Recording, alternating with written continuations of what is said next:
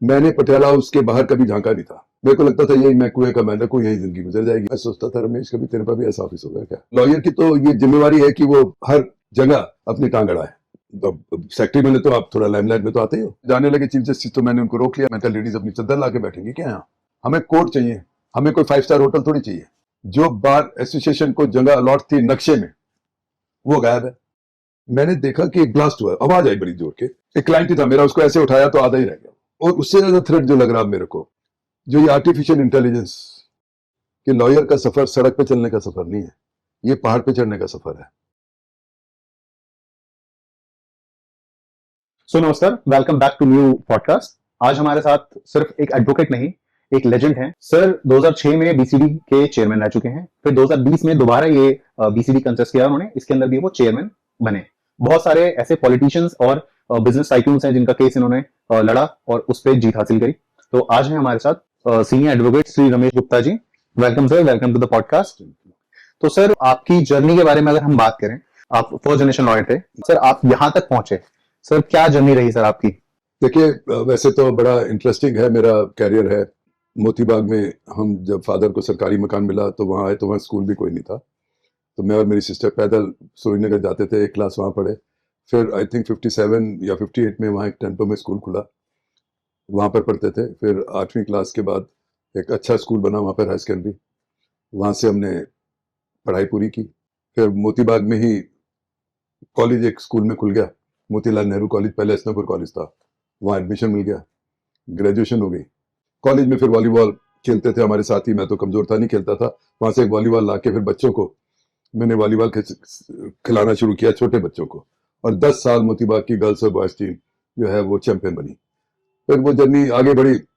फिर मैंने टाइपिंग सीख ली कॉलेज के दौरान, यूपीएससी में एलडीसी का एग्जाम दे दिया और मेरा फाइनल रिजल्ट आने से पहले मैं मिनिस्ट्री में नॉर्थ ब्लॉक में एलडीसी भर्ती हो गया। 3 साल बाद में वहाँ जूनियर रिसेप्शन ऑफिसर बन गया। इवनिंग में लॉ करी, फोटोग्राफी सीखी और नौकरी छोड़ दी। उस टाइम दिक्कत ये थी कि सरकारी मकान था फादर का, वो मुझे मिल जाता, वो दिक्कत थी, पर मैंने कहा देखी जाएगी। और फोटोग्राफी से मैं फिर खर्चा निकाल लेता था और वकालत शुरू कर दी। मेरी शायद अच्छी लग थी कि मिस्टर आर एन मित्तल, जो उस समय भी एस्टेब्लिश कर चुके थे वकालत क्रिमिनल की पार्लियामेंट स्ट्रीट में, उनसे किसी ने परिचय करा दिया और उन्होंने मेरे को रख लिया। और भी अच्छी चीज क्या थी कि वो सत्य निकेतन रहते थे, अपनी फील्ड गार्ड में मुझे ले जाते थे और आईएन में उनका दफ्तर था, वहां से मेरे घर छोड़ देते थे। तो 10-12 महीने उनके साथ रहा, वहां बड़ा सीखने को मिला। वो पॉलिटिकली भी बड़े एक्टिव थे कांग्रेस में, वो भी मेरा को एक्सपोजर मिला। और फिर वकालत शुरू कर दी। पार्लियामेंट सीट से पटियाला हाउस आ गए, आहिस्ता आहिस्ता आहिस्ता आहिस्ता वहां बसों में आते थे। फिर एक सेकेंड हैंड लैम्ब्रेटा स्कूटर लिया, फिर गाड़ी आ गई। ऐसे करते करते सफर हुआ। लोगों को लगता है कि मैंने बड़ा स्ट्रगल किया, पर मुझे तो ऐसा लगता है कि मैंने अपनी जर्नी एंजॉय की बड़ी।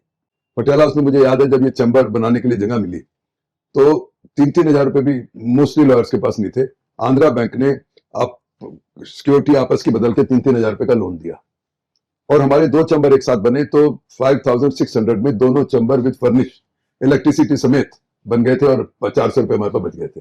ये बात होगी 78-79 की। तो उस दिनों खर्चे भी नहीं थे। अगर आपने 1000 रुपए कमा लिए तो बड़ी बात होती थी। और आहिस्ता आहिस्ता फिर खर्चे भी बढ़े, कमाई भी शुरू हो गई, काम भी आना शुरू हो गया और ऐसे सफर चला। लोगों का मानना है कि गवर्नमेंट जॉब अगर लग जाती है तो वो सेटल मानते हैं अपने आप को, कि ठीक है एक अच्छी गवर्नमेंट जॉब लग गई, और आपकी तो मिनिस्ट्री में लग गई थी सर। उसके बाद सर लॉ सडन चेंज। देखिए, मैं जो उस समय मेरी सैलरी थी क्या रही होगी, 350-400 से कम ही कम थी। फोटोग्राफी में मैं उन दिनों 800,000 रुपये कमा लेता था। तो मुझे लगा कि मेरे को खोने को क्या है, तो मैं कमा ही लूंगा। फिर लॉ कर लिया था, तो मुझे तो नहीं पता था कि कैसे होता है, क्योंकि मैं पहली बार जिंदगी में 1 अप्रैल 75 को पार्लियामेंट सीट कोर्ट देखा था और मेरी रिश्तेदारी में मैं ही फर्स्ट ग्रेजुएट था। तो देखा तो मैंने 2-4 महीने में लगा सारे हमारे जैसे ही हैं, कोई बहुत बड़े ऊपर घरों से नहीं आए हुए, हाई कोर्ट में सुप्रीम कोर्ट में आते होंगे, पर वहां सब ऐसे थे। तो मुझे लगा कि मैं सेट हो ही जाऊंगा और ऐसा ऐसा हो भी गया। तो इसलिए थोड़ा सा तो लगा था फादर को कि भाई सरकारी मकान रिटेन हो जाता, पर वो भी सब ठीक हो गया। तो सर जैसे आपने लॉ कंप्लीट करी, आपने प्रैक्टिस स्टार्ट करी, सर यहाँ तक की जर्नी तो बहुत डिफिकल्ट रही होगी first as a first generation lawyer. तो उस टाइम पे तो सर लॉ का इतना ज्यादा क्रेज भी नहीं था जैसे आज है। उस टाइम तो मेरे को मन में था कि मैंने नौकरी ज्यादा नहीं करनी है, और फिर आई एम वेरी हैप्पी कि वो मेरा ठीक डिसीजन रहा। और कोई डिफिकल्ट मेरी जर्नी नहीं रही। मैंने तो कभी ऐसा एहसास ही नहीं हुआ कि कभी भी मेरे को लगा हो कि मैंने ऐसा क्यों किया। सर फिर पॉलिटिक्स में कदम रखना? देखिए, पॉलिटिक्स में मैं कभी नहीं कदम रखा। मैं आज तक किसी भी पॉलिटिकल पार्टी का कोई मेंबर नहीं बना। अब हम वकील हैं, हमने वकालत की। हमारे पास कोई भी आ जाए, चाहे वो कांग्रेस का है, चाहे बीजेपी का है, चाहे आम आदमी का, हम पूछते थोड़ी है। हमारे को तो वकील है, हम क्लाइंट चाहिए हमें। इत्तेफाक से क्या हुआ कि मित्तल साहब कांग्रेस पार्टी में एक्टिव थे, इसलिए मेरे को आइडेंटिफाई करने लग गए कांग्रेस में हूँ। उसके बाद वो मेरी राज खन्ना जी से दोस्ती हो गई, वो नई दिल्ली के एमपी थे, तो लोगों को लगा मैं कांग्रेसी हूँ। मैं उनके साथ कभी पॉलिटिकल, मैंने आज तक दिल्ली प्रदेश का दफ्तर नहीं देखा, किसी का भी नहीं देखा, पर मेरे सारे संबंध बने और सभी पार्टियों में बने, चाहे वो कांग्रेस के हो, चाहे बीजेपी के हो, चाहे आम आदमी के हो। और कोई भी वकील जो है वो पूछता थोड़ी तो कांग्रेसी है या तो बीजेपी का है, तो उसका तो फर्ज है कि जो भी उसके पास आ जाए उसका वो वकालत करे ईमानदारी से। तो मैं कभी कांग्रेस में नहीं रहा या किसी पार्टी में नहीं रहा, तो आहिस्ता आहिस्ता वकालत करता रहा। ये दूसरी बात है कि ज्यादा ऐसा हुआ होगा कि कांग्रेस के कुछ लोगों का मैंने केस किया होगा, पर इसका मतलब नहीं कि बीजेपी वालों का। राहुल महाजन का मैंने बेल किया, वो तो कांग्रेस का नहीं था जी। राम बज एमएलए थे राजौरी गार्डन से, जी। उन पे 308 का केस बन गया था, कांग्रेस के काउंसलर ने बनवाया था, तो मैं तो उनकी बेल कराने गया था रोहिणी में। सूर्य प्रकाश मेरे साथ थे। तो ये नहीं बात है कि भाई मैं सूर्य प्रकाश खत्री जो अभी एमएलए हैं बीजेपी के, जब से वकालत शुरू की उससे पहले से मेरे छोटे भाई की तरह है। तो ये, और उनके इलेक्शन में मैं एज ए एजेंट काम करके बैठता था, क्योंकि पर्सनल दोस्ती है। जी जी। रमेश बिदुड़ी की मैं उसके इलेक्शन में जाके काम किया, पर कांग्रेस के लिए भी बिमला नागी मोतीबाग से लड़ी इलेक्शन, तो मित्तल साहब के कहने पे वहां पे भी काम किया। तो अपन तो एज ए जहां जिस पे मन किया उसका काम किया, ऐसे होता था। तो सर बार पॉलिटिक्स के अंदर सर एंट्री किस रीजन से, या तो रीजन क्या, लॉयर की तो ये जिम्मेवारी है कि वो हर जगह अपनी टांग अड़ाए, क्योंकि मैं ये मानता हूं कि किसी भी लॉयर के पास कितनी देर का काम होता है, कितने बिजी हो आप, तो 4-5 घंटे से ज्यादा काम नहीं है ना। तो बाकी का टाइम अगर आपने यूटिलाइज नहीं किया तो वो वेस्ट हुआ जी। तो मैंने वो टाइम यूटिलाइज किया। तो बार की पॉलिटिक्स 84 में मैं सेक्रेटरी बन गया था पटियाला हाउस में। इत्तेफाक से हम दिनों बड़ा एजिटेशन हुआ 30 यारी versus Patiala house bifurcation issue पे, 80 दिन की स्ट्राइक चली, वहां पे भी बड़ा एंजॉय किया हमने। तो सेक्रेटरी बने तो आप थोड़ा लाइमलाइट में तो आते ही हो। और फिर 95 में मैं प्रेसिडेंट बना जी। उन दिनों भी काफी काम हुआ। और फिर मैं 97 में फर्स्ट टाइम बार काउंसिल जीता। फिर 2002 में मैं एनरोलमेंट कमेटी का चेयरमैन था, फिर बिल्डिंग बनाने में मेरी काफी योगदान रहा। फिर 2006 में चेयरमैन बना। उन दिनों बड़ा इशू चला, 30 हजारी से रोहिणी कोर्ट जा रहा था, उसका बड़ा एजिटेशन था, उसमें मेरा काफी पार्टिसिपेशन रहा शांति कराने में।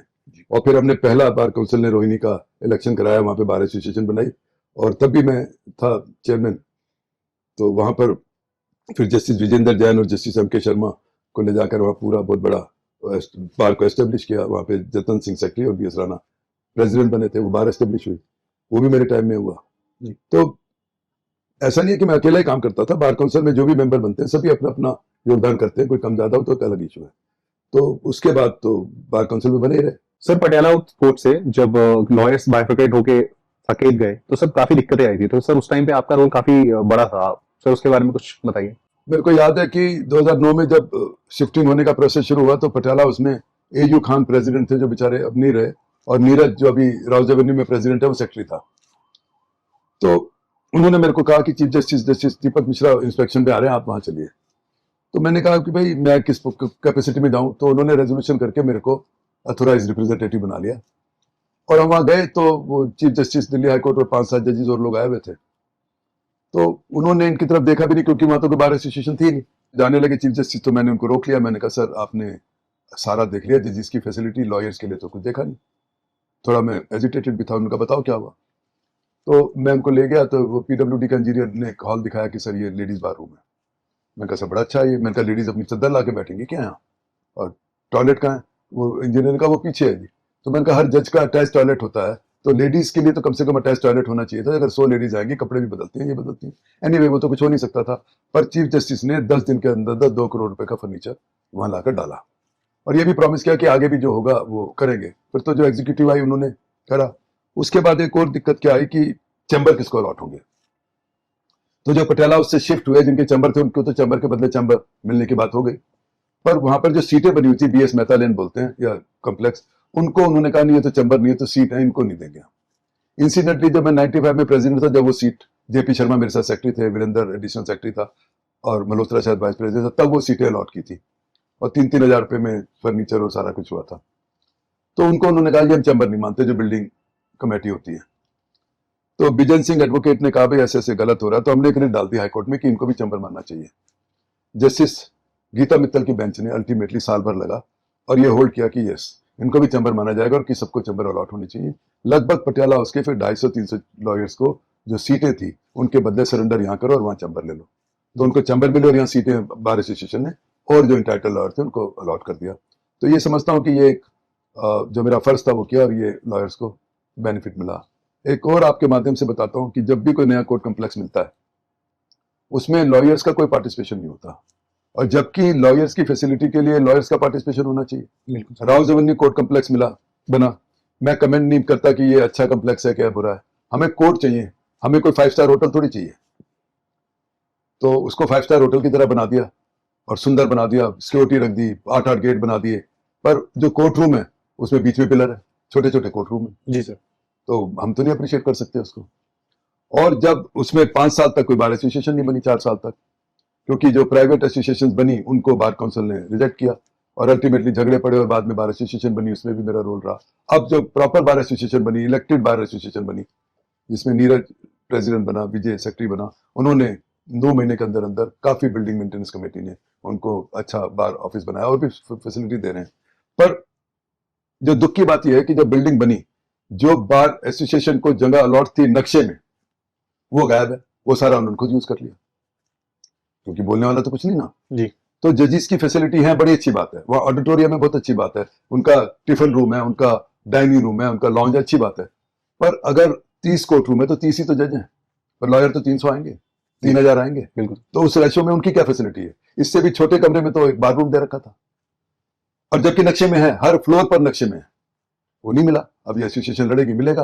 तो मैं तो आपके माध्यम से ये कहूंगा कि फ्यूचर में जब भी कोई कम्प्लेक्स बनता है तो उसमें या तो बार काउंसिल को इन्वॉल्व करें या बार एसोसिएशन बना के उसको इन्वॉल्व करें। अगर लाइमलाइट की बात करी जाए या क्वेश्चन उठाने की बात करी जाए प्रॉब्लम्स पे या इश्यूज पे जो भी चल रहे हैं, आपका नाम थोड़ा ज्यादा आगे रहा हमेशा। नहीं, ऐसा नहीं है कि भाई, बल्कि मेरे से तो ज्यादा और लॉयर्स का रहा होगा। मैंने कभी ऐसे मतलब इश्यूज के लिए कोई एजिटेशन की बात नहीं की। लाइमलाइट में मेरा नाम आया ज्यादातर केसेस करने में। 87 में एनडीपीएस एक्ट आया, उसमें मेरे को कुछ अच्छे केसेस मिल गए, उसमें भी काफी लाइमलाइट में मैं आया जी। तो उसके बाद वो वकालत शुरू हो गई, एक बार आ जाता फिर आ ही जाता है। फिर अब मैं क्या बताऊं, चलता रहा। फिर 99 में शायद बीएमडब्ल्यू केस आ गया, जी। उसको तो अनबी पब्लिसिटी मिली। उसके बाद उपहार सिनेमा में भी रहा। फिर अब मैं क्या गिनूंगा, तो उसके बाद केसेस आते ही चले गए। बिल्कुल सर। ए राजा का केस आया मेरे पास, उनकी बेल मैंने कराई, उसके बाद ट्रायल हुआ, उसमें भी मिला। फिर कॉमनवेल्थ केस में डॉक्टर बनोट मेरे क्लाइंट थे, और उसके बाद कोर ब्लॉक में भी मेरा रहा, उपहार में भी मैं था। उससे पहले बड़े नोटोरियस केस हुए थे जब लोग याद नहीं करते, तंदूर कांड हुआ था, उसमें भी मैं 2 जनों को रिप्रेजेंट कर रहा था। एक पर्सनल पॉइंट केस हुआ था, उसमें भी मैं रिप्रेजेंट कर रहा था। तो ऐसे ऐसे बस केस आते गए और आहिस्ता आहिस्ता जर्नी बढ़ती रही। मैंने पटियाला हाउस के बाहर कभी झांका नहीं था। मेरे को लगता था यही मैं कुएं का मेंढक हूं, यही जिंदगी गुजर जाएगी, और अच्छा काम था, शाम तक पैसे इकट्ठे हो जाते थे कम ज्यादा। पर क्या हुआ कि पहले द्वारका, एक पटियाला हाउस से टूट के द्वारका गया, फिर बात हो गई कि साकेत में कोर्ट जाएगा। जब ये हुआ कि साकेत कोर्ट शिफ्ट होगा तो मुझे लगा कि अब तो पटियाला हाउस में काम बहुत कम हो जाएगा। तो 2007 में मैंने थोड़ा थोड़ा हाईकोर्ट में जाना शुरू किया। ऊपर वाले की मेहरबानी है या गुडविल थी, 2009 में मेरे को सीनियर डेजिग्नेशन का हाईकोर्ट ने मेरी एप्लीकेशन पर अलाउ कर दिया। 1 अप्रैल 2009 में मैं सीनियर डेजिग्नेटेड हो गया। और फिर मेरा लक ने भी साथ किया, जे.एस. अरोड़ा साहब थे, उन्होंने मेरे को चंबर में वहां बैठने की इजाजत दे दी। तो ऐसे फिर वहां पर भी हुआ, और आहिस्ता आहिस्ता सीनियर बनने के बाद और भी काम बढ़ गया। मुझे तो पता ही नहीं था सीनियर बनने के बाद ये फायदे होते हैं लॉ फर्म में, या कॉर्पोरेट कहते हैं कि सीनियर को करना है जी। तो वो हो गया, तो वो जर्नी भी चलने लगी। अगर मैं याद करूं, जब मैं मित्तल साहब के साथ उनके ऑफिस जाता था, दुकान में ऑफिस था, तो मैं बाहर उनकी गाड़ी फिएट होती थी, बैठ के सिगरेट पीता था। मैं सोचता था, रमेश कभी तेरे पर भी ऐसा ऑफिस होगा क्या?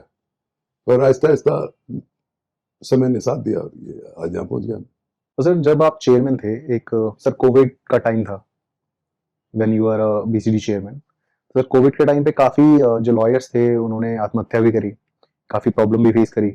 काफी ऐसे लॉयर्स थे जिन्होंने प्रैक्टिस तक छोड़ दी और कोई जॉब करने लग गए, छोटे मोटे अपना ही काम करने लग गए। सर वो फेज कितना बुरा था सर?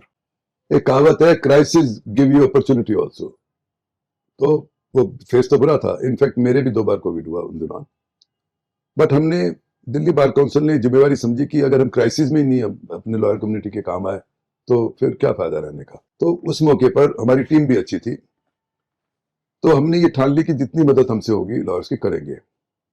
और इत्तेफाक ऐसा हुआ कि उससे पहले सीएम दिल्ली के जो थे उन्होंने मेडिक्लेम और लाइफ इंश्योरेंस के 50 करोड़ सैंक्शन किए थे, और वो 2 कंपनियों ने टेंडर देके 5 लाख रुपए का मेडिक्लेम और 10 लाख का लाइफ इंश्योरेंस, और 5 लाख में 20% आपको देना था फ्रंट, बाकी था। 179 पीपल डाइड ड्यूरिंग कोविड जिन्होंने क्लेम वहां से लिया, और 8.5 करोड़ लगभग मेडिक्लेम में मिला। हमारे पास उस टाइम बार काउंसिल के पास थोड़ा कॉर्पस था, तो हमने सबसे पहले तो मैंने रिट डालकर लॉयर्स की मूवमेंट को अलाउ कराया कि लॉयर्स को कोविड में रोका नहीं जाएगा, उनको अलग से पास बनाने की जरूरत नहीं, क्योंकि ऑनलाइन तो काम हो ही रहा था ना जी। इसलिए उनको ऑफिस में जाना है, फाइलें हैं, घर में नहीं है, तो वो अलाउ हुआ। उसके बाद रोज कभी ना कभी सुबह फोन आ जाता कि एक सुनील गुप्ता थे पटियाला, उसके आज भी अगर उनको सोचता हूँ तो आंखों में आंसू आ जाते हैं। उनका फोन आया कि रमेश जी मेरे को बचा लो, मैं सड़क पे गाड़ी में हूँ और मेरे को कहीं जगह नहीं मिल रही। पूरी कोशिश की, अगले दिन पता लगा उनकी डेथ हो गई। आप सोच सकते हैं कि कितनी तकलीफ रहती होगी। बिल्कुल सर। तो हाईकोर्ट में जस्टिस सांघी की बेंच में हमने रिट लगाई, तो उन्होंने 3 हाई नोडल ऑफिसर्स अपॉइंट कर दिए जो आईएएस ऑफिसर और शायद सीनियर ऑफिसर थे। उनकी वजह से कहीं पर भी कोई दिक्कत आई किसी को एडमिशन के लिए, अजय सांगवान मेरे साथ सेक्रेटरी थे, हिमाल अख्तर थे, फिर वो नोडल ऑफिसर हमने बना दिया हमारे बार काउंसिल के, और स्टाफ भी सारा एक्टिव था, वहां बड़ी मदद हुई। फिर क्या हुआ, सिलेंडर्स की बड़ी दिक्कत थी, तो मेरे कुछ संबंध थे, तो 100 स्मॉल सिलेंडर्स करा लिया अरेंज, पर दिक्कत फिर उनके वो नोजल लगाने की और ये वो भी फिर मैंने कहीं से अरेंज किए। और फिर नवीन जिंदल जी के यहाँ से 10 बड़े सिलेंडर वो अरेंज हुआ, वो तो आगे फिर उनकी ट्रॉली चाहिए, ये चाहिए, पर सब कुछ अरेंज हुआ। उसके बाद उनकी रिफिल गोयल गैसेस से और नवीन जिंदल जी के साथ रिफिल होता था, सिलेंडर ले जाते थे और भर के लाते थे, और बार काउंसिल में हमने वो रखवा दिए। और मैं ये समझता हूँ कि उससे बहुत बड़ा बेनिफिट लॉयर्स को हुआ। मुझे याद है संजीव नसियर हमारे जो बाद में वाइस चेयरमैन बने, उनकी भी हालत काफी खराब रही, सिलेंडर नहीं था, मैंने कहीं से छोटा सिलेंडर अरेंज किया, पूरी उनका दोस्त था वो लेके यहाँ से गया, उनको दिया। और भी मतलब हालत तो अच्छी नहीं थी उन दिनों जी, पर हमने फिर कोशिश की जितना कर सकते थे। बार काउंसिल के सभी मेंबर्स ने अपना अपना रोल अदा किया, मैं कोई सारा क्रेडिट अपने आप लोगों नहीं है, इनिशिएटिव बेशक मेरा रहा हो। फिर हमने राशन की व्यवस्था की, मॉडर्न बाजार से, वो मेरे क्लाइंट रहे हैं, उन्होंने एक्स फैक्ट्री प्राइस पे राशन, एक यूसुफ सराय से कोई बल्क स्टोर था, आप बिलीव करिए उसके डिस्ट्रीब्यूशन में जैसे संजीव नसीर राउज एवेन्यू 30 हजारी में थे, राकेश कोचर और पीयूष गुप्ता और डीके सिंह कड़काडूमा में थे, राकेश शरावत, अजय सांगवान साकेत में थे, इस तरह करके वो डिस्ट्रीब्यूशन हुआ। आप यकीन करिए 2 बजे हम कहते थे कि हम राशन किट देंगे, लोग लॉयर 11 बजे से आके लाइन में लग जाते थे, कितनी दिक्कत रही होगी आप ये अंदाजा नहीं लगा सकते। फिर हमने इसी तरह किट बनाई, उसमें वेजिटेबल्स और ओखला मंडी से और महरौली मंडी से वो ऑर्गेनाइज किए। बाद में थोड़ा डिस्ट्रीब्यूशन में दिक्कत आई, तो फिर राजीव खोसला और वो हमारा विष्णु शर्मा, उन्होंने पतंजलि से अरेंजमेंट किया, वो डिस्ट्रीब्यूशन हुआ। और सबसे बड़ा पार्टिसिपेशन मनोज सिंह के ऑफिस से हुआ, उनके पास पूरा स्टाफ था और उन्होंने पूरा एक लॉजिस्टिक सिस्टम तैयार किया और डिस्ट्रीब्यूशन वहां से कराया। तो वो पीरियड हमने जो है तकलीफ में तो गुजारा, पर बाद में हमें सेटिस्फेक्शन हुई कि हमने ठीक काम किया। जो हॉस्पिटलाइज हुए उनको 50,000 रुपए लॉयर्स को दिए, जो नहीं हॉस्पिटलाइज हुए उनको 25,000 रुपए हमने दिए, हमने मतलब बार काउंसिल से। बाद में जब ठीक हो गया था तो हर बार एसोसिएशन के ऊपर क्योंकि फाइनेंशियल दिक्कत थी, तो उनको 25-25 लाख रुपया हर बार एसोसिएशन ने जिसने मांगा था उनको दिया गया। इस तरह से बार काउंसिल ने अपना जो है फर्क निभाया, और मैं ये समझता हूँ कि पूरे हिंदुस्तान में शायद कुछ करा होगा बार काउंसिल ने, पर ऐसा कुछ हमें नॉलेज में नहीं आया। और सबसे बड़ा फिर बाद में काम क्या हुआ कि जो एफिलेंट लॉयर थे वो तो कंफर्ट जोन में आ गए, कोई लंदन बैठा है, कोई मसूरी बैठा है, कोई फार्म हाउस में बैठा है, वहां से वो ऑनलाइन काम कर रहे हैं जी। तो मैंने बड़ा स्ट्रगल किया है, वो तो मैं कह सकता हूँ मैंने इंडिविजुअली स्ट्रगल किया। चीफ जस्टिस से मिला और कहा कि आप फिजिकली भी खोलिए, जो आ सकते हैं लॉयर उनको तो खोलिए, क्योंकि जब तक आप कोर्ट में नहीं आओगे पैसा कोई देता नहीं। बिल्कुल, वो तो बेचारे जब सुबह आते हैं तो शाम को लेके जाते हैं पैसे। तो उसके लिए मैंने बड़ी लड़ाई लड़ी, और अल्टीमेटली मुझे याद है ऑनलाइन जब चल रहा था जस्टिस, और सारे एक तरफ सारे लॉयर थे और एक तरफ मैं था बार काउंसिल से, तो कई लोग कहने लगे जी कि हम तो 75 साल के हो गए, 80 हो गए, हम कैसे आएंगे। मैंने कहा कैसे आने का क्या जरूरत है, मत करो काम ना, छोड़ दो। पर उनका क्या होगा, जो 25-30 साल के लॉयर हैं जो आ सकते हैं, उनको आप अलाउ नहीं कर रहे, उनके पास सिस्टम्स भी नहीं है, ठीक से फोन भी नहीं है जिससे वो ऑनलाइन काम कर सके। और ऑनलाइन काम देगा कौन उनको? जी सर। उनको अच्छा दे भी देगा तो पैसे कैसे आएंगे? तो फिर वो काफी आहिस्ता आहिस्ता खुलना शुरू हुआ, काफी स्ट्रगल के बाद, और फिर ये हुआ। हाईकोर्ट बॉम्ब ब्लास्ट हुआ था, तो उस टाइम पे सर आप तो उसके पास ही थे, मैंने फुटेज देखी थी, एज पर आई रिमेम्बर आप नियर बाई थे और आप वहां पे खड़े रहे, अब लोग तो भाग गए थे। ये इत्तेफाक होता है, मैं घर से आ रहा था तो जब मेरी गाड़ी, हमें यू टर्न लेके हाईकोर्ट आना होता था, मैंने देखा कि एक ब्लास्ट हुआ, आवाज आई बड़ी जोर के, तो मुझे लगा कि वो काम चल रहा है तो शायद बेसमेंट में कुछ हुआ होगा। तो इतने में मेरी नजर पड़ी तो बंदा एक मतलब पार्ट ऑफ बॉडी उछल रहा था। अरे उसी टाइम मेरा ड्राइवर सुनील था, मैंने जल्दी ले गाड़ी हाईकोर्ट से अंदर लेते हुए बाहर लाए, और जो स्टाफ खड़ा था बोले जल्दी बाहर आओ, जल्दी बाहर आओ। और जब तक मैं बाहर आया हूं तो it was a scene difficult to describe. पर मैंने उसी टाइम हिम्मत रखी, मैंने कॉर्डन कराया, उसी टाइम मैंने 100 नंबर पे फोन किया, स्पेशल सेल में फोन किया, जस्टिस गंभीर को फोन किया कि ऐसे ऐसे हो गया। और स्पेशल सेल वालों को इसलिए किया कि टेररिस्ट एक्ट है, मेरे दोस्त हैं वहां पर एल एन राव, उनको फोन किया, 100 नंबर पे फोन किया। और उसके बाद मैंने ऑर्गेनाइज किया कि जब 100 नंबर की गाड़ियां आनी शुरू हुई तो आपस में कंफ्यूजन ना हो, एक गाड़ी आई, उनको लिफ्ट कराया और ऐसे भेज दिया, और किसी को फोटो नहीं लेने दी। कोई टांगों की फोटो लेगा, कोई हाथों की फोटो लेगा। एक क्लाइंट ही था मेरा, उसको ऐसे उठाया तो आधा ही रह गया। उसके बाद मेरे को पता था जिनकी छोटी चोटें थी, हमारी डिस्पेंसरी है वहां भेजा। आई कैन से 50 मिनट्स में वहां से सारा रेस्क्यू ऑपरेशन कर दिया मौके से, और पता नहीं कितने 18-20 लोगों की डेथ हुई, कितने इंजर्ड हुए। बाद में फिर चंडोक साहब भी आ गए थे, और भी लोग आ गए होंगे, पर देखने वाले ज्यादा थे, डर लगता है कि दोबारा ना हो जाए। Right sir. और मेरे को तो इस बात का ध्यान ही नहीं था। फिर क्या हुआ कि कुछ टीवी वाले आ गए, तो मेरे कहीं फोटो आई होगी तो मेरे खून लगा हुआ था, तो Yes, मेरे sir. घर वालों को फिक्र होनी शुरू हो गई। बट एनीवे, वो तो मैं कह सकता हूँ कि मैंने bigger somehow I had that feeling in me, और मैं क्राइसिस में काम कर सकता हूँ, तो वो किया, वो मेरी ड्यूटी भी थी। काम करने वाले लोग कम होते हैं, लोग भागने वाले होते हैं डर के, आप खड़े रहे, आपने किया, ये बड़ी बात है सर। तो मैं तो अपनी ड्यूटी समझी, कोई ऐसी बात सर जैसे अभी हम अगर बात करें नए बच्चों के, सर जैसे आपके टाइम पे सर एडवोकेसी का इतना ज्यादा क्रेज, आपने आपने खुद ही बताया अभी, और अभी सर इतना ज्यादा क्रेज है, इतने ज्यादा लॉयर्स, इतने ज्यादा एडवोकेट्स इनरोल हो रहे हैं, जिसको देख के जो सर क्लाइंटेज तो बहुत लिमिटेड है, और वो हमेशा बड़ों के पास ही जाना चाहती है जिनका नाम है, जिनका है, तो सर ये बहुत स्ट्रगल करना पड़ता है सर, क्या उनके लिए कुछ है। देखिए, मैं एक बात आपको बताता हूँ कि स्ट्रगल तो हमेशा ही रहता है। आप जैसे कहते हैं ना, bottom is always crowded, there is enough space above. पर ये बात ठीक है कि आज जैसे इस साल 2025 में दिल्ली में 22,000 लॉयर्स एनरोल हुए, इतना स्पेस कहीं नजर नहीं आ रहा।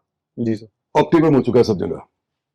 आप ये देखिए, कोई भी कोर्ट कम्प्लेक्स ऐसा नहीं है जिसमें 10:15 बजे के बाद गाड़ी पैर रखने की जगह हो जाए। आजकल इंटर्न भी गाड़ी में आते हैं काफी। जी। तो नए बच्चे को कैसे जगह मिलेगी? हर चैम्बर में 8-8, 10-10 लॉयर बैठे हैं। हर लॉ फर्म में हम कहीं फोन करते हैं कि इसको लगा लो, क्या कहते हैं जी कि हमारे पास घर में चैम्बर में तो 25 कुर्सियां रखने की जगह 26 कहां से रखें? तो वो प्रॉब्लम तो है, पहले भी रही होगी, पर पहले इतनी नहीं थी। अब सवाल ये है कि जब इतना इन्फ्लो है, काम भी बढ़ा है, पहले से मल्टीपल लिटिगेशन भी बढ़ी है, 138 की लिटिगेशन बढ़ी, और मैट्रिमोनियल लिटिगेशन बढ़ी, कमर्शियल लिटिगेशन बढ़ी है, आर्बिट्रेशन बढ़ा है, पर शायद वो जो है उतना प्रोपोर्शनेटली काम नहीं बढ़ा। तो अब उसका, और उससे ज्यादा थ्रेट जो लग रहा है मेरे को, जो शायद हम सोच नहीं पा रहे हैं, जो ये आर्टिफिशियल इंटेलिजेंस का नया दौर आ रहा है। Right sir. मेरे को ऐसा लगता है कि 10 लॉयर्स का काम तो है कि लॉयर कर लेगा।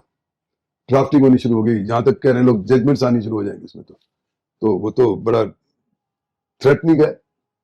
और ये सिर्फ वकालत में नहीं है, मैं तो समझता हूँ सभी फील्डों में ये नई जनरेशन को थ्रेट है। और एक बात हम रियलाइज नहीं कर रहे हैं कि इस टाइम पूरे वर्ल्ड की सबसे ज्यादा यूथ पॉपुलेशन इंडिया में है। Right sir. 18 ईयर्स से 40 ईयर्स तक की पॉपुलेशन इंडिया में 40% है, जो चाइना से भी ज्यादा है। तो उनके लिए हमें स्पेस देना पड़ेगा, और उस स्पेस का यही तरीका है कि पूरे हिंदुस्तान में, संभव है कि नहीं मुझे नहीं पता, पर after as let's say 70 nobody should be allowed to work. But वो कब होगा? फॉर एग्जांपल लॉयर्स की बात करूं मैं, लॉयर्स को हम कहते हैं कि 70 के बाद आप काम नहीं करोगे, तो उनकी सिक्योरिटी क्या है? हमारी कोई पेंशन नहीं है, कोई हमारे लिए ग्रेचुटी नहीं है, तो वो कैसे? सभी तो नहीं एफ्लुएंट है ना, बिल्कुल सर। उसको तो आखिर तक कमाना है। उसके लिए मेरे को ऐसा लगता है कि जिस दिन लॉयर एनरोल होता है, उसी दिन मान लिया उससे कोई 5,000 10,000 रुपया ले लिया जाए, और जो जब वो रिटायर हो एट द एज ऑफ 70, उसको या तो पेंशन मिलनी शुरू हो जाए, कोई लमसम मिलना शुरू हो। वो तरीका एक हो सकता है, उसके लिए तो और बड़े लोग हैं जो सोचते हैं, पर मेरे को इसी तरह सब जगह है, सब प्रोफेशंस में वैसे तो लोग जैसे डॉक्टर रिटायर नहीं होते, इंजीनियर रिटायर नहीं होते, प्रोफेशनल्स रिटायर नहीं होते, तो कोई ना कोई ऐसा करना पड़ेगा कि उनकी उसके बाद उनको सोशल एक्टिविटीज में पार्टिसिपेट करने के लिए अपॉर्चुनिटी मिले, एनजीओ में अपॉर्चुनिटी मिले, ताकि वो इंटरेक्ट कर सकें। वो होने से शायद थोड़ा सा स्पेस मिले बच्चों को।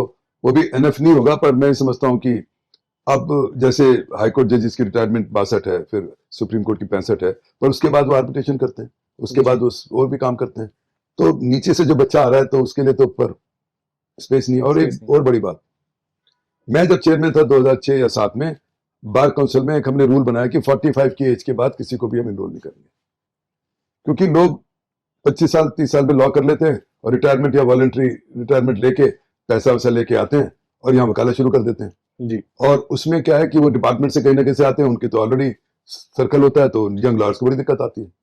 फिर मैंने एक रूल उस टाइम बनाया था, जो मेरी देन थी, कि एक एनरोलमेंट लिखना कंपलसरी होगा। उससे क्या हुआ, एक 60 साल का आदमी बैठा हुआ है, वो एनरोलमेंट नंबर लिखता है कि मैं तो 2020 का हूँ, तो दूसरे को पता तो लगता है ना कि मेरा रिटायरमेंट हो गया है। राइट। तो ऐसा किया। तो मैं तो अभी भी मानता हूं कि एक जो जिसने किसी ने मान लिया 25 साल का था जब लॉ की और फिर सरकारी नौकरी कर ली, और फिर 50 साल के बाद आता है, 55 साल के बाद आता है, उसको क्या लॉ का ज्ञान रह गया? उसको क्यों इनरोलमेंट होना चाहिए? तूने करना था तो शुरू में करता। 45 की एज बस गुड एज। ये दूसरी बात है, अब जज हैं, प्रोसिक्यूटर हैं, वो तो आप लॉयर ही हो, पर आम वो उसके बाद शायद वो रूल वापिस हुआ या किसी कोर्ट ने उसको कहा लीगल नहीं है, पर वो दोबारा 2-4 साल बाद वो रिन्यू हो गया। उससे बहुत ज्यादा तो स्पेस नहीं मिलेगा, पर यंग लॉयर्स को कुछ तो उसमें बेनिफिट हो गए। और सर जैसे आजकल नए बच्चों का जो इशू है सर, नए जो लॉयर्स हैं उनका जो मेन जो इशू है वो सर अर्निंग है। कोई फ्री में काम करना नहीं चाहता और जो उनको मिलता है सर वो उतना मिलता नहीं है। तो सर इसके लिए बार काउंसिल को कुछ करना चाहिए। देखो, कह देना बड़ा आसान है, बार काउंसिल के पास कोई फंड नहीं है। बार काउंसिल के पास सिर्फ मेंबरशिप का फंड होता है। आपको एक बात और बता दूं, शायद आपको मालूम भी हो, लोगों को नहीं मालूम।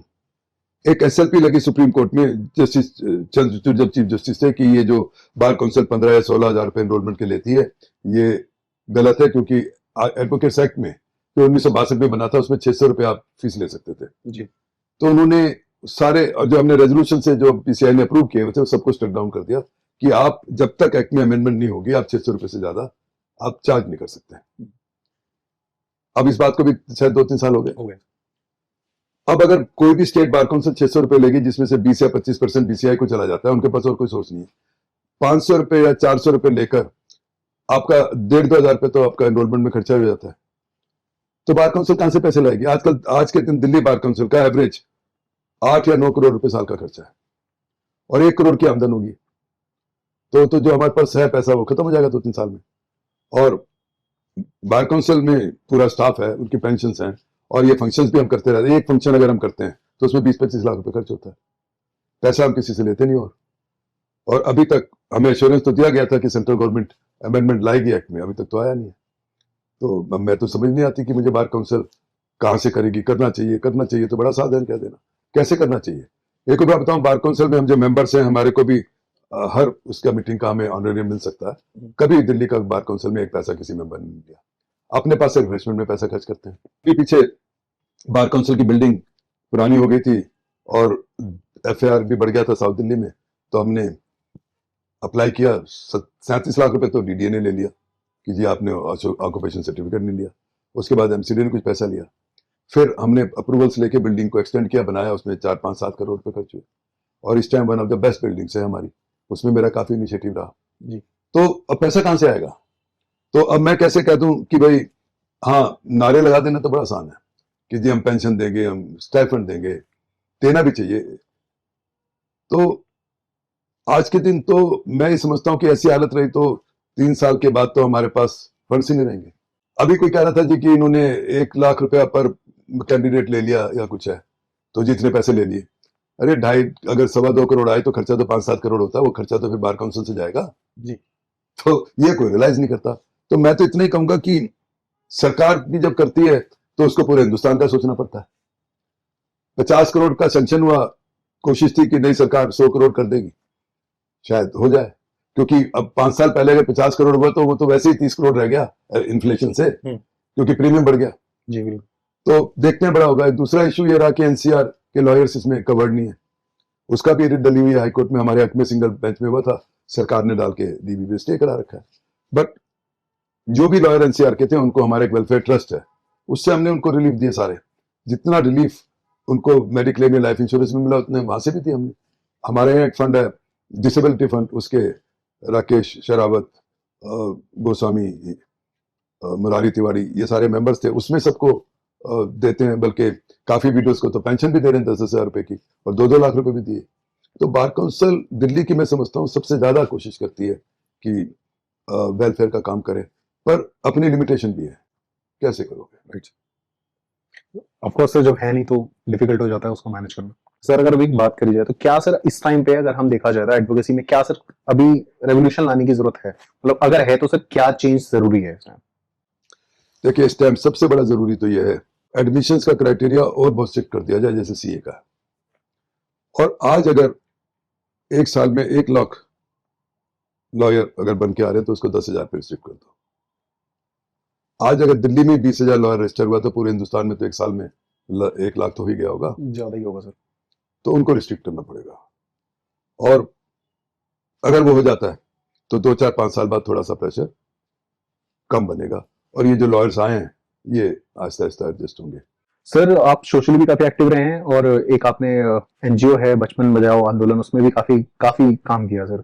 तो सर उसके बारे में कुछ बताइए। देखिए आप थोड़ा आगे चले गए, 76 में हमारे साथी थे एक महाराष्ट्र से, बापूराव पाकड़े, जो दलित पंथर के लीडर थे। उनको कुछ भट्टा मजदूर आए और कहने लगे कि हमारे को इन्होंने बॉन्डेड बना के रखा हुआ है। उन्होंने कुछ उनके केसेस किए, मैं उनसे जुड़ गया बाद में, तो हमने एक all India breaking workers association union बना ली, और दिल्ली में 10 साल हमने खूब यूनियन का काम किया। 81 में हमने हरियाणा में जब एजिटेशन किया, वहां झगड़ा हुआ, तो हमने हरियाणा भवन पे आके धरना दे दिया। वहां स्वामी अग्निवेश जो एमएलए बाद में एजुकेशन मिनिस्टर थे वो आ गए, वो हमारे साथ जुड़े। उनको ये बॉन्डेड लेबर का आइडिया बड़ा समझ आया, वो तो पॉलिटिकल आदमी था।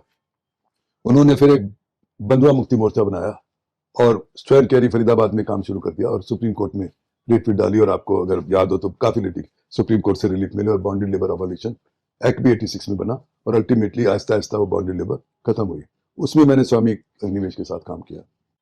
एक हमारे मित्र थे सुरेंद्र चक्रपाणी, वो सोशलिस्ट थे, वो मंदसौर में मध्य प्रदेश में स्टील पेंसिल वर्कर्स में काम करते थे। उनकी एक एनजीओ थी एसोसिएशन फॉर वॉलंटरी एक्शन। दुर्भाग्यपूर्ण उनका देहांत हो गया, तो हमने एक बचपन बचाओ आंदोलन बना लिया, मैं उसका फाउंडर प्रेसिडेंट बना, और फिर हमने बच्चों में काम करना शुरू किया, और कैलाश जी चेयरपर्सन थे। आहिस्ता आहिस्ता आहिस्ता आहिस्ता कारपेट इंडस्ट्री में carpet free from child labour, उसका एक मार्क हुआ।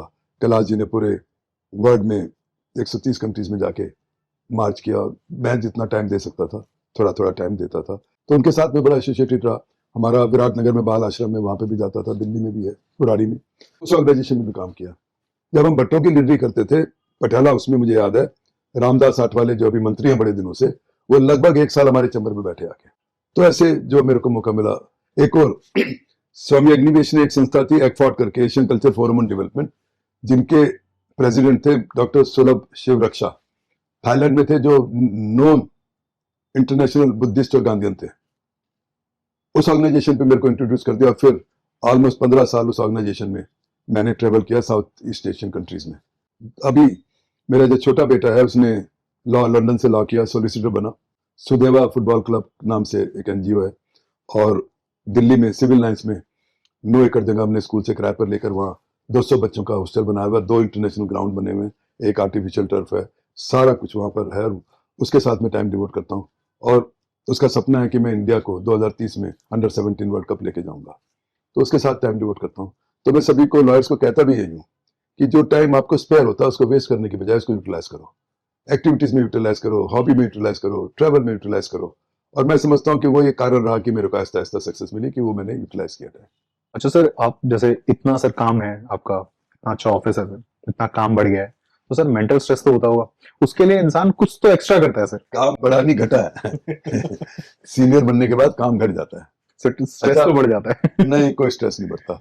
ऐसा है, स्ट्रेस तो हम देते हैं लेते नहीं। हम जब बहस कराते हैं तो स्ट्रेस तो जज पे रहता है, क्या फैसला करें। Right sir. और मैं ईमानदारी से बताऊं, पटियाला हाउस में बड़ा काम था मेरे पास, अगर हम सोसाइटी में इंटरेक्ट नहीं करेंगे, अपने आप को इन्वॉल्व नहीं करेंगे, तो कहाँ से काम आएगा? हर सोशल एक्टिविटी में, रिलीजियस एक्टिविटी में, पॉलिटिकल एक्टिविटी में, जहां मौका लगे लॉयर को पार्टिसिपेट करना चाहिए। तो मैंने तो बहुत पार्टिसिपेट किया। अब रही बात स्ट्रेस रिलीविंग की, सबसे बड़ा तो स्ट्रेस रिलीविंग है मेरे को पोइट्री पढ़ने का। मेरी गाड़ी में कोई ना कोई किताब रहती है, ऑफिस में रहती है, शेर व शायरी पढ़ने का, गालिब को पढ़ने का, गुलजार को पढ़ने का। I enjoy that. वो बड़ा स्ट्रेस, एक भी अच्छा शेर मेरे को मिल जाता है तो कई दिन तक बड़ा अच्छा लगता है। वो मैं कुछ लॉयर से शेयर भी करता हूँ। और जब मैं दिल्ली से बाहर जाता हूँ तो कैमरा मेरा दोस्त होता है। I enjoy my photography. वो उसके बड़े प्रिंट बनाऊं कि नहीं बनाऊं, पर मेरे को बड़ा अच्छा लगता है। घर में जब बच्चे सारे होते हैं तो कुकिंग में बड़ा अच्छा लगता है मेरे को, और आई एंजॉय कुकिंग। ट्रैवल बड़ा अच्छा लगता है, जब मौका लगता है, 3 छुट्टी होती है, हमारे कई ग्रुप हैं, लॉयर्स के भी हैं, मेरे प्राइवेट दोस्त भी हैं, हम बना लेते हैं, बस एंगेज कर ली, जैसे भी है, खूब घूमते हैं, विदेश भी चले जाते हैं।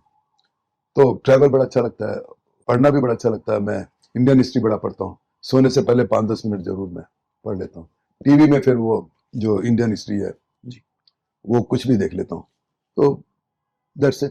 तो जैसे अभी आपने बताया आपको शेर व शायरी का शौक है और घूमने का भी है सर, तो सर एक तो सर जो सबसे पसंदीदा आपका कोई शेर, और सर सबसे पसंदीदा जगह घूमने की। ये तो बड़ा मुश्किल है कि भाई सबसे अच्छा शेर कोई हो, क्योंकि एक में तो बंद नहीं सकता। Right sir. बट अभी मैं बताता हूँ, रिसेंटली मैं सुन रहा था तो गुलजार से एक जर्नलिस्ट ने पूछा, जैसे पॉडकास्ट में आप पूछ रहे हो, कि गालिब ने मोमिन के एक शेर के लिए ये कहा था कि मेरा सारा दीवान तू ले लो और शेर मेरे को दे दे। वो शेर था, जब तुम मेरे पास होते हो गोया कोई दूसरा नहीं होता। तो पूछा गुलजार से कि क्या आपके साथ भी कभी ऐसा हुआ कि आपको कोई ऐसा शेर सुना हो और आपको लगा हो कि सारा मेरा दीवान ले ले? उन्होंने कहा कि एक बार एक पाकिस्तान शायर का एक शेर मैंने सुना था, उसको देख सुन के मेरे को ऐसा लगा कि मेरा सारा दीवान मैं वापिस ही ले लूं, इसमें कुछ नहीं है। वो शेर मैं आपको बताता हूँ। उम्मीद के सिवा और कुछ नहीं यहाँ, उम्मीद के सिवा और कुछ नहीं यहाँ, रोशनी का बस यही इंतजाम है। वाह सर, बहुत अच्छा। जगह तो मेरे को, जो आपने ट्रेवल की बात की, अभी मैं लास्ट टाइम यूरोप गया था गर्मियों में, ये सोचकर गया था कि वहाँ अच्छा मौसम होता है, पर मेरे को ऐसा लगा दिल्ली से भी ज्यादा गर्मी थी वहाँ। तो मैंने ये डिसाइड किया कि अब मैं यूरोप तो जाऊंगा नहीं कभी। एक तो 3 गुना महंगा है, इंडिया में भी बहुत अच्छी अच्छी जगह बन गई, फैसिलिटीज पहले से बेटर हो गई, और मैं समझता हूँ कि इंडिया में भी बहुत जगह, पर चूंकि काम नहीं करना पड़ता, रिलैक्स हो, तो मुझे सब जगह अच्छी लगती है। कंपनी अच्छी होनी चाहिए। तो सर लास्ट सिर्फ आपसे पूछना चाहूंगा कि नए बच्चों के लिए आप क्या कहना चाहेंगे। अगर मैं बच्चों के लिए या जो यंग जनरेशन है उनके लिए कुछ कहना चाहूँ, सबसे बड़ी बात तो मैं ये कहूंगा कि उनको अपना टाइम मैनेजमेंट आना चाहिए करना। जो टाइम आप वेस्ट कर देते हो उसको यूटिलाइज करना चाहिए। किसी भी लॉयर के पास या किसी के पास भी दिन में 20 घंटे से ज्यादा काम नहीं है, सोने जगने सबके अलावा। तो 4 घंटे जो है वो यूज करो। छुट्टी वाले दिन आपके पास काम नहीं होता तो उसको यूटिलाइज करो, कैसे भी करो। आप स्पोर्ट्स में खेलते हो, स्पोर्ट्स खेलो, रिश्तेदारी में जाना जाओ, बट आपको पता होना चाहिए हमने क्या करना है। कुछ नहीं करना तो वेस्टेज ऑफ टाइम है। और जिस दिन आपने टाइम मैनेजमेंट करना सीख लिया, मैं समझता हूँ लॉयर आहिस्ता आहिस्ता देखेगा कि वो कामयाबी की तरफ जा रहा है। और मैं जैसे अक्सर कहता हूँ कि लॉयर का सफर सड़क पे चलने का सफर नहीं है, ये पहाड़ पे चढ़ने का सफर है। एक स्टेप लेना पड़ेगा तभी दूसरा लोगे। तो जब आप एक स्टेप ले लेते हो तो उसी को सक्सेस मानो, उसी को एंजॉय करो। चोटी कुछ नहीं है हमारी। अभी लॉयर्स आजकल शादी नहीं करते, जिसको देखो 32 साल का हो गया, कोई 30 साल का हो गया, शादी क्यों नहीं कर रहे भाई? अभी सेटल नहीं हुए। मैं सोच रहा था अगर ऐसी बात होती तो मेरी 60 साल के बाद ही शादी होती। सेटल ही तब हुआ। तो लॉयर्स को ये भी एडवाइस है कि जिस दिन आपको लगे आप प्रोफेशन में फिट हो, उसी दिन आप सेटल हो। टाइम तो लगेगा ही लगेगा, और you must get married, have your family. और फैमिली की सपोर्ट बहुत बड़ी सपोर्ट होती है। मेरे को किसी ने पूछा कि भी आपका एक कारण बताओ सक्सेस का, तो वो कारण मैं एट्रीब्यूट करता हूँ मेरी फैमिली के लिए। जो फैमिली की सपोर्ट है लॉयर को वो बहुत बड़ी होती है, because then he is free to do his professional work. तो सबसे बड़ा तो फैमिली की सपोर्ट है, और फैमिली को आपको और स्ट्रॉन्ग करना चाहिए लॉयर्स को, और सभी को करना चाहिए, मैं ये कहूँगा। और एक और बात है, लॉयर को अपने आप को इक्विप करना पड़ेगा। सिर्फ वकालत करने के लिए वकालत ही तो काफी नहीं है ना जी। लॉयर से एक्सपेक्टेशन बहुत ज्यादा है सोसाइटी को। उस एक्सपेक्टेशन को पूरा करने के लिए आपको पूरी नॉलेज होनी चाहिए, इंडियन हिस्ट्री की नॉलेज होनी चाहिए। मैं ये बड़े दुख के बाद साथ कह सकता हूँ कि लॉयर्स जो पढ़ के भी आते हैं या बाद में भी अगर उनसे इंडियन हिस्ट्री के बारे में पूछें तो कहते हैं हमारा सब्जेक्ट नहीं था। अरे लॉयर का सब्जेक्ट कैसे नहीं है? इंडियन पूरा स्ट्रगल में सबसे ज्यादा लॉयर्स ने पार्टिसिपेट किया, आज भी पार्लियामेंट में सबसे ज्यादा लॉयर्स हैं। तो लॉयर का सब्जेक्ट कैसे नहीं है? और लास्ट चीज मैं कहूंगा, हर चीज के लिए सबसे बड़ा है कि बेटर ह्यूमन बीइंग बनना। उसके लिए तो बड़ा आसान है। अच्छे आते डालना, बड़ों की इज्जत करना, छोटे से प्यार करना, कंपैशन रखना, और क्या कह सकता हूँ, इतनी बात ही कहूंगा कि आप मेहनत करो, आहिस्ता आहिस्ता सेटल हो ही जाओगे, ये मैं कह सकता हूँ। बहुत अच्छा रहा सर आज का podcast. Thank you so much sir.